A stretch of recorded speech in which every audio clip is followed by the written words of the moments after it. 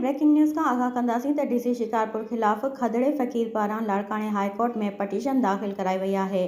उन सिलसिले में सुल्तान कोट वासी खदड़े फ़कीर अजीबा हाई कोर्ट लाड़काणे में डीसी शिकारपुर इब्रार जाफ़र खिलाफ़ पटिशन दाख़िल कराए छॾी आहे, जंहिंमें हिन ॼाणायो आहे त डीसी शिकारपुर ग़रीबनि खे न टेंट ॾिना आहिनि, न ई राशन पियो ॾिए ऐं सभु कुझु मनपसंदनि तोड़े बंगलनि वारनि खे मिली रहियो आहे।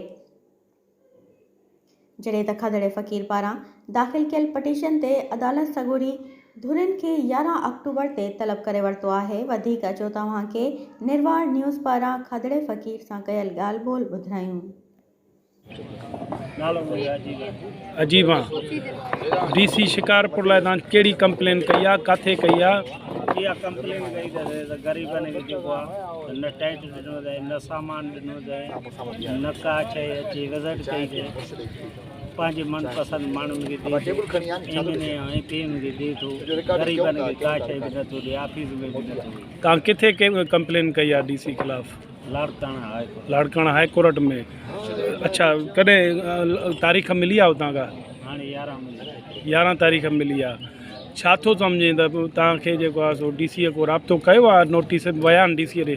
डीसीअ पेश थी वियो, पेश बि थी वियो आहे। हाणे छा चवणु आहे डीसीअ तव्हां सां को राब्तो वग़ैरह? राब्तो वग़ैरह इहो त हिकिड़ी ॼाण गाॾी मोकिली ऐं मच्छरनि मारवारी।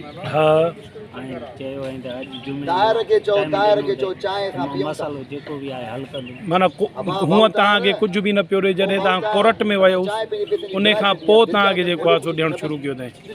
ॾिनो अञा कुझु बि न अथई, बाक़ी टाइम ॾिनो अथई। टाइम ॾिनो अथई रुॻो।